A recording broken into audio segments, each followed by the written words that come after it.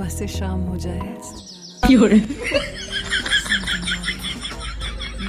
chocolate flavored condoms. দাদু হ্যাঁ বলো। বলছি যে দাদু কন্ডম মানে কি গো? এই রে, এবার কি বলি? কি হলো দাদু, বললে না তো? ও তেমন কিছু না দাদু ভাই, ও তুমি বুঝবা না। হ্যাঁ আমি বুঝবো না কে বললো? আমি কি ছোট নাকি? হ্যাঁ ফুদা তুমি কি বলবা নাকি ঠাকুমার কাছে কি জিজ্ঞাসা করবো? না, এ তো বড় মহা ঝামেলায় পড়লাম। কিছু একটা আলবাল বলে কাটাতে হবে, না হলে এ তো আবার পিছনে ছাড়বে না। ইয়ে মানে আসলে দাদু ভাই, ওটা হলো এক ধরনের বেলুন, বুঝলে তো? বেলুন? এটা আবার কেমন বেলুন? আমাকে একটু কিনে দাও দাদু। ওই বেলুন দিয়ে আমি আর কেউ তো দুজন মিলে খেলা করবো। না না, ওই বেলুন তোমাদের জন্য নয় দাদু ভাই, ওটা হলো বড়দের বেলুন। বড়রা ওই বেলুন নিয়ে খেলা করে। নে বলা বড়দের বেলুন?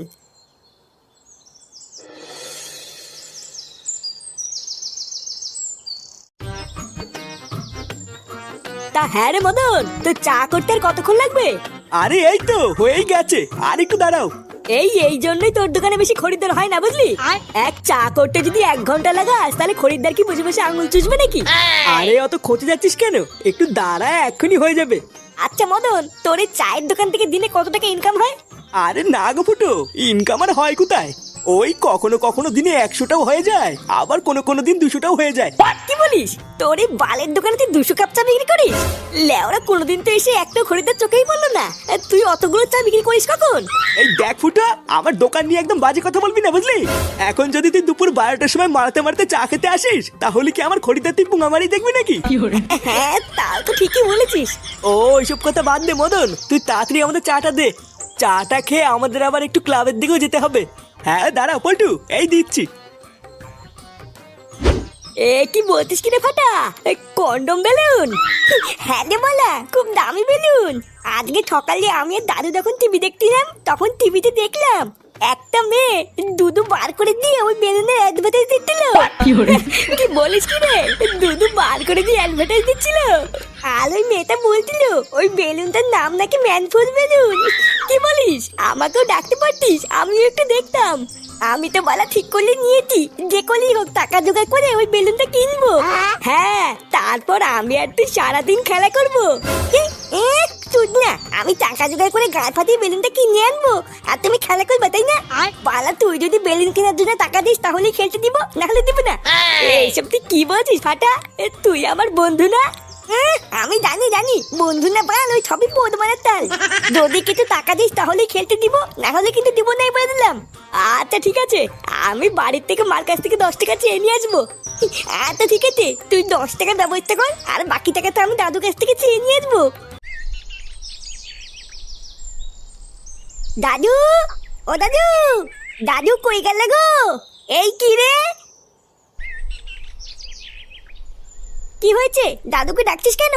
ও আমার দাদুর সাথে কথা আছে। দাদু কোথায়? দাদু এখন বাড়িতে নেই, বাজারে গেছে। কি বলবি তাড়াতাড়ি আমাকে বল, হাতে অনেক কাজ পড়ে আছে। নে মালা, দাদু বাড়িতে নেই, এবার কি হবে? বাবা কোথায়? বাবাও কি বাড়িতে নেই নাকি? তোর বাবা কোথায় সেটা আমি জানি না, যা খুঁজে নে গিয়ে। সেই সকালবেলায় বেরিয়েছে, এখনো বাড়ি ফেরার নামই নেই। একবার বাড়িতে আসুক, তারপর দেখাচ্ছি মজা।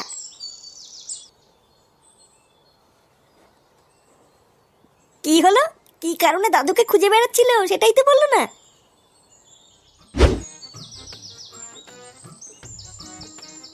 না, বাপের পকেটেও তো দেখতে 1 টাকাও নেই। এই ভুদাটা সবসময় ভিখারি তুলে থেকে গেল, কোনো উন্নতি হলো না। বাবার পকেটে এটা আবার কি?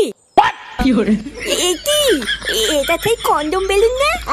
আরে হ্যাঁ তো বলা, এটাই তো সেই বেলুন যেটা আমি টিভিতে দেখেছিলাম। ও এবার বুঝেছি, তার মানে বাবাও এই বেলুনটা নিয়ে খেলা করে।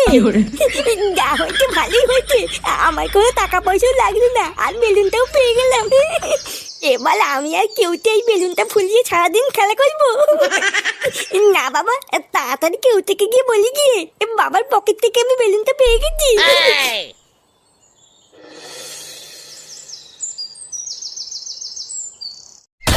তুই কি বলছিস কি রে ফাটা? এটাই সেই বেলুন?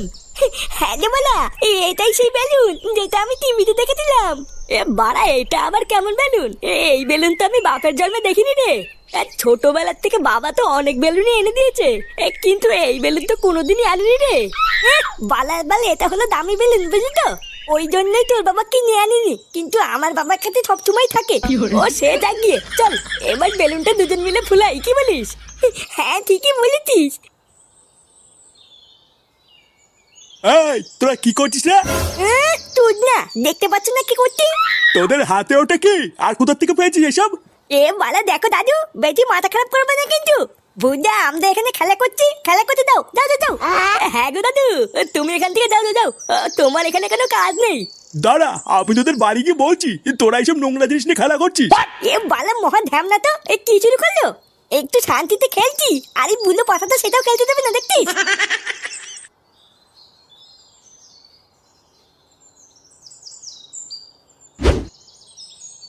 আরে বাবা, এত ভাত দিয়েছো কেন? তুমি জানো না আমি এত ভাত খাই না। কোথায় এত ভাত দিয়েছি? অল্প দুটোই তো দিয়েছি, খেয়ে নাও। উফ, এই বেলা করে এত ভাত খাওয়াও তো মুশকিল। নান্টুদা, একই বাড়া, কে আপনি? না বলে কই বাড়ির ভিতর ঢুকে গেছেন, দেখছেন না খাচ্ছে। আসলে নান্টুদা, একটা খবর দেবো বলে তাড়াহুড়ো করে ঢুকে পড়েছি, বুঝতে পারিনি। তার জন্য কি এমন খবর যে বাইরে থেকে ডাক দেওয়ার সময় পাননি? ওই পুকুরের ধার দিয়ে আমি বাড়ির দিকেই আসছিলাম, ও হঠাৎ দেখলাম আপনার নাতি ওই পুকুরের ধারে বসে কি সব নোংরা কাজ করে বেড়াচ্ছে। মানে এত নোংরা কাজ যে আপনাকে বৌদির সামনে এখন বলতেও পারবো না। আমি তো অনেক বাধা দিলাম, কিন্তু আমার কথা শুনলো না। এখন আপনাকে বলে দিয়েছি, আপনার নাতি আপনি বুঝে নিন গিয়ে।